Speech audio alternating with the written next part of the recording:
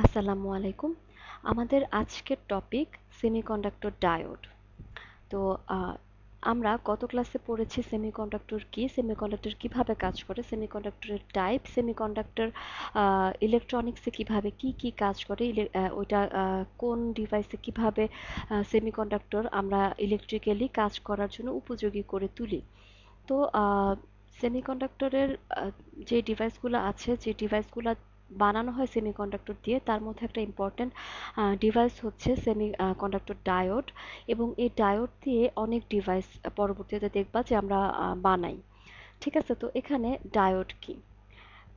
A diode is a semiconductor device that essentially acts as a one-way switch for current. আমাদের যে কারেন্টটা আসবে সেই কারেন্টটাকে ওয়ান ওয়ে, একদিকে প্রবাহিত করার জন্য হেল্প করে হচ্ছে ডায়োড, যেটা কি করে অপোজিট দিক থেকে আসা কারেন্টকে আটকায় দেয়, রেস্ট্রিক্টেড করে দেয়, এটা একমুখী করে। তার মানে কারেন্টকে একমুখী করতে সাহায্য করে ডায়োড। ঠিক আছে, এখানে ডায়োডের একটা ক্যারেক্টারিস্টিক্স দেওয়া আছে যে আই এবং ভি একমুখীকরণ, যেটা অ্যানোড থেকে ক্যাথোডে ফরওয়ার্ড কারেন্টটা এই উপর থেকে নিচের দিকে প্রবাহিত হয়। ঠিক আছে, এখন ডায়োডের ক্যারেক্টারিস্টিক্স কি? ডায়োডে ফরওয়ার্ড ভোল্টেজ ড্রপ হবে সবসময়। তার মানে আমাদের কখনো এটা ব্যাকওয়ার্ড কোনো কানেকশানে যাবে না। এখানে রিভার্স বায়াসে যখন থাকবে তখন দেখবা যে কারেন্ট ফ্লোটা অফ হয়ে যাচ্ছে। কিভাবে অফ হয়ে যাচ্ছে আমরা এখন দেখবো একটু পর। কিন্তু এটা হচ্ছে যখন তুমি ফরওয়ার্ড বায়াসে থাকবে তখনই দেখবা ভোল্টেজ ড্রপ হয়। রিভার্স বায়াসে গেলে, উল্টা দিকে গেলে কোনো রকম কারেন্ট ফ্লো হয় না। ঠিক আছে, এটা হচ্ছে ডায়োডের একটা মেইন ক্যারেক্টারিস্টিক্স।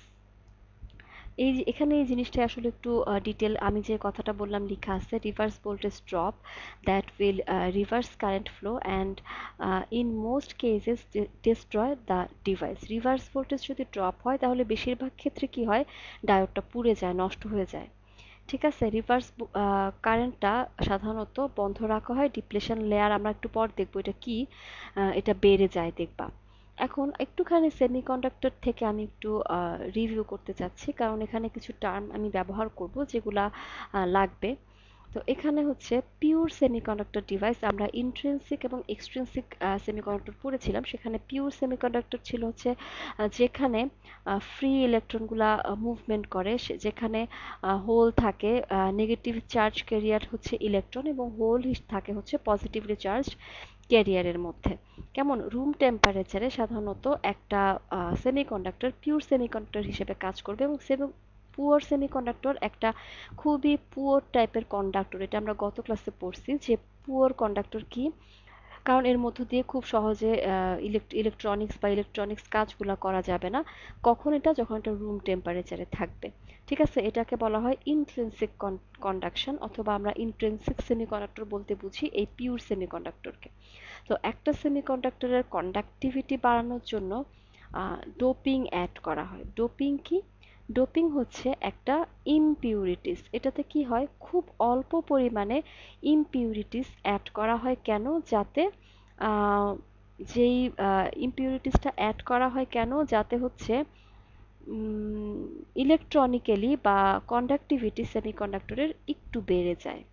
ঠিক আছে, দেখো কি লেখা, the edition of small amount of ইমপিউরিটিস drastically affect it's property. যদি অল্প পরিমাণে যোগ করো, আমরা কিছুক্ষণ পর দেখব, তাহলে দেখবা যেটা হিউজ পরিমাণ চেঞ্জ হয়ে যায়। কিভাবে, আমরা অলরেডি এন টাইপ সেমিকন্ডাক্টর পড়ছি।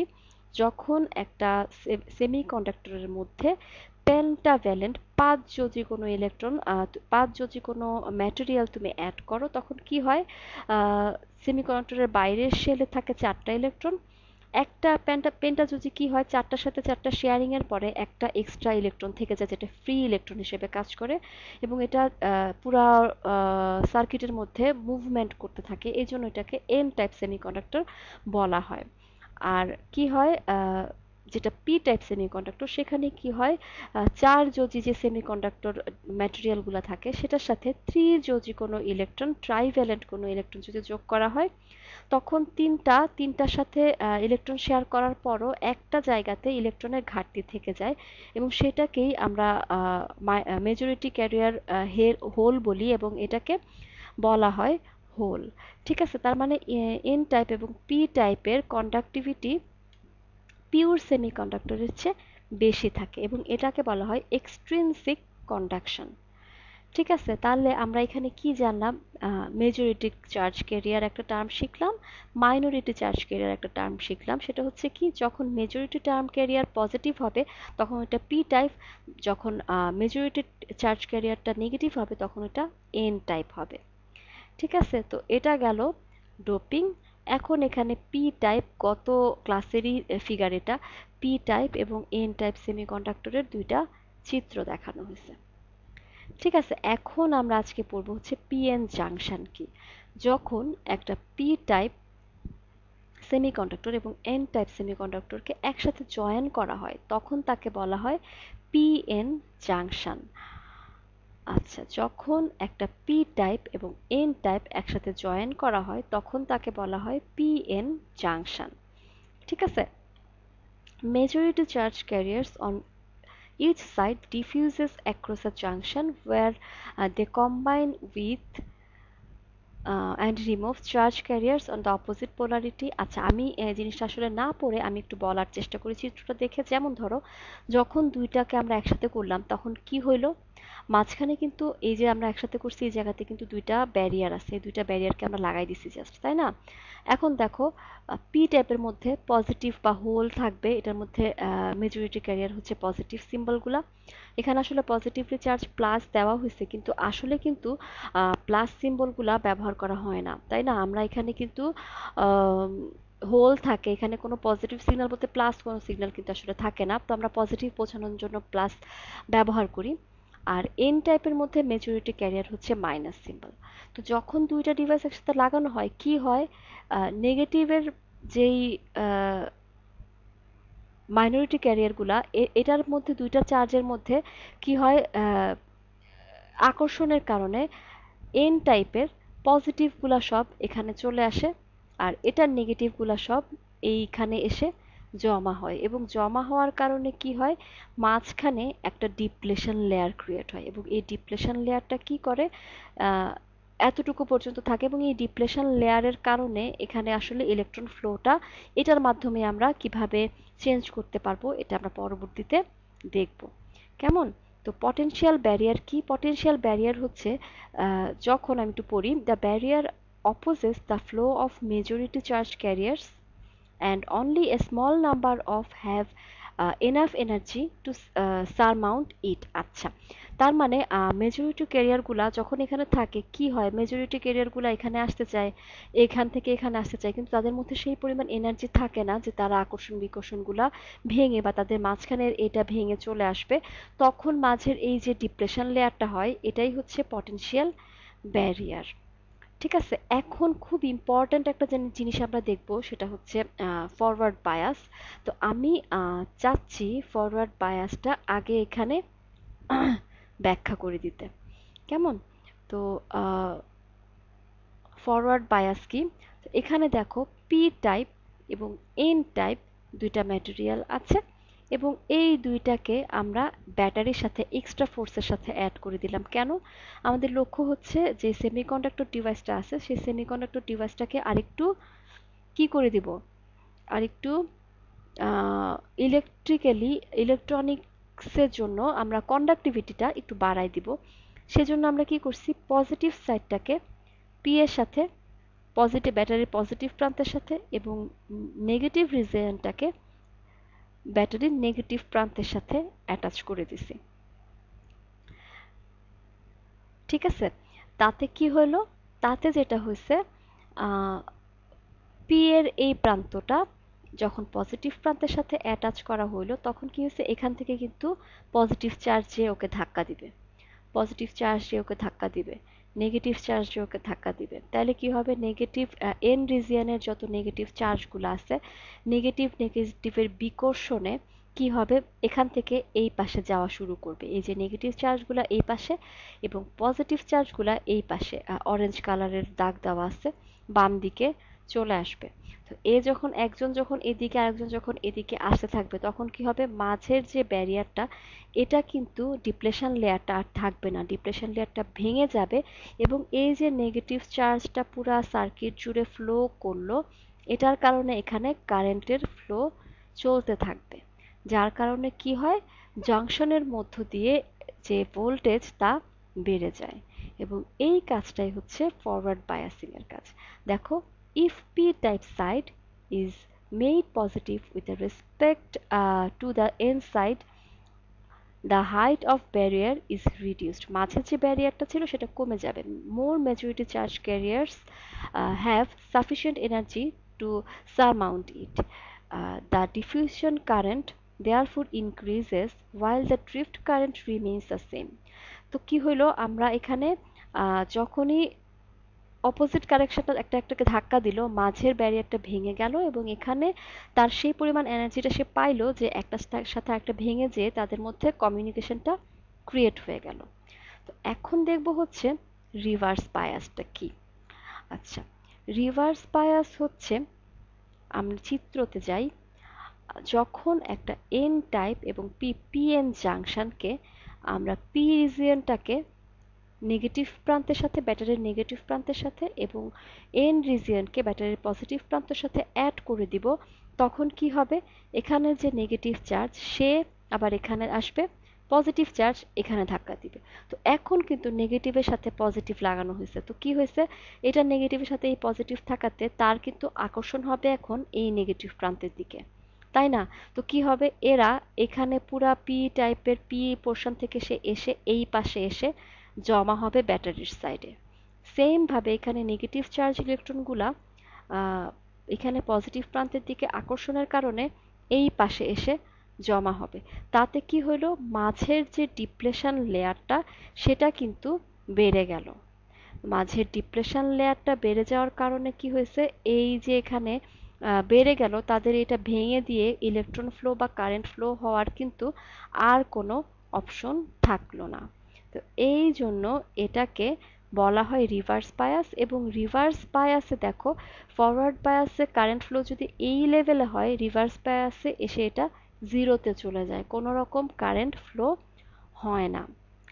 ঠিক আছে, তো এটা হচ্ছে আমাদের আজকের একটা পার্ট গেল, সেটা হচ্ছে রিভার্স বায়াস এবং ফরওয়ার্ড বায়াস এবং কিভাবে একটা সেমি কন্ডাক্টর ডিভাইস কাজ করে। এরপরে আমরা দেখব হচ্ছে রেকটিফায়ার কি। কেমন, রেকটিফায়ার কি অল্প একটু দেখে আমরা কিছু ম্যাথমেটিক্যাল সলিউশনে যাব, যেটা তোমাদের অ্যাসাইনমেন্ট ছিল, আমি সেটা দেখব। ঠিক আছে, আচ্ছা, এখন ডায়োডের একটা অ্যাপ্লিকেশন হচ্ছে এই রেকটিফায়ার।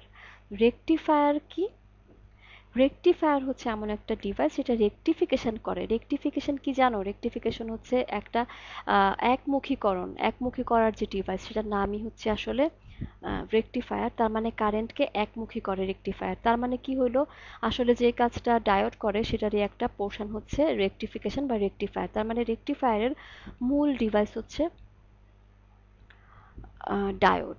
ঠিক আছে, তো এখানে সংজ্ঞাটা দেওয়া আছে, the conversion of alternative current to alternating current to direct current, মানে এসি কারেন্ট থেকে ডিসি কারেন্টে কনভার্সনটাকে বলা হয় রেকটিফিকেশন।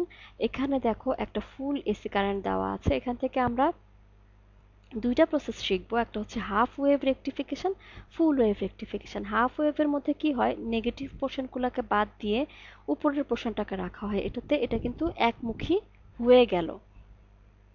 আর ফুল ওয়েভ কি, নেগেটিভ যেই সাইডটা ছিল এটাকেও একটা ওয়েতে পজিটিভে পরিণত করে এবং এরপরে এটাকে ট্রান্সফার করা হয়।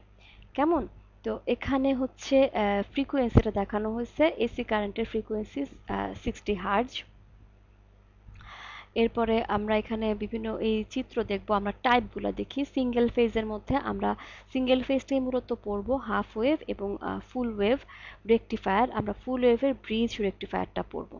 কেমন, এখন দেখো সিঙ্গেল ফেজ রেকটিফিকেশনের মধ্যে হাফ ওয়েভ রেকটিফায়ার কি। আজকে আমরা প্রথম পোর্শনটাই পড়বো আসলে, হাফ ওয়েভ রেকটিফিকেশন এবং ফুল ওয়েভ ব্রিজ রেকটিফিকেশন। কেমন, তো হাফ ওয়েভ রেকটিফিকেশন কি, এখানে পজিটিভ অথবা নেগেটিভ পোর্শনটাকে যে কোনো একটা পোর্শনে সিঙ্গেল পোর্শন রাখা হয়। দেখো এখানে এসি ইনপুট দেওয়া হচ্ছে, মাঝখানে দুইটা ডিভাইস ইউজ করা হয়েছে, এটা হচ্ছে ট্রান্সফরমার। ট্রান্সফরমার কি? এই যে সিগন্যালটা, এটাকে এটাকে হয় যেই ভোল্টেজে ছিল ভোল্টেজটা বাড়ায় দেয় অথবা ভোল্টেজটা কমায় দেয়। সাধারণত ডায়োড খুবই আসলে নাজুক একটা ডিভাইস। এ হাই ভোল্টেজ কোনো কিছু যদি এর মধ্য দিয়ে যায়, এ ব্রেক করে নষ্ট হয়ে যায়। সেজন্য এখানে যেই ভোল্টেজটা আসে, ভোল্টেজটাকে আসলে কমানোর জন্য স্টেপ ডাউন ট্রান্সফরমার ব্যবহার করা হয়। এটা তারপরে এখানে আসে এবং আসার পরে আমরা অলরেডি বলে ফেলছিলাম সেমিকন্ডাক্টর যেদিন পড়ছি সেখানে এই সিম্বলটার এটা হচ্ছে পজিটিভ, এটা হচ্ছে নেগেটিভ। এটা ফরওয়ার্ড বায়াস হয়, রিভার্স বায়াসে কোনো কারেন্ট ফ্লো করবে না। তার মানে দেখো উপরের ওয়েভটা এখানে আসলো, আসার পর এখানে স্টেপ ডাউন ট্রান্সফরমারের মাধ্যমে ভোল্টেজটা কমলো, এখানে আসার পর এটা ট্রান্সফর্ম হয়েছে, হওয়ার পর এখানে একটা আউটপুট পাওয়া গেছে, এই লোডের আন্ডারে একটা ভোল্টেজ ড্রপ হইলো, নিচের পোর্শনটা আসলো, ভোল্টেজ কমে গেল, এখানে আসলো, এখান দিয়ে কিন্তু এটা অপোজিট দিকে আসার কথা, কিন্তু এখানে কিন্তু অপোজিট দিকে কোনো কারেন্ট ফ্লো হবে না। সুতরাং এখানে আমরা নেগেটিভ পোর্শনের কোনো রকম আউটপুট পাবো না। ঠিক আছে, তো এটা হচ্ছে হাফ ওয়েভ রেকটিফায়ার এবং হাফ ওয়েভ রেকটিফায়ারের এইটা হচ্ছে ইকুয়েশনটা। ঠিক আছে, এখন দেখো ফুল ওয়েভ এটা না, আমরা ফুল ওয়েভ আজকে ব্রিজটা পড়বো। এটা হচ্ছে ফুল ওয়েভ ব্রিজের এটা। আচ্ছা, এইটা হচ্ছে চিত্রটা, দেখো এখান থেকে একটা এসি ভোল্টেজ আসতেছে এবং এখানে দেখো চারটা ডায়োড আছে।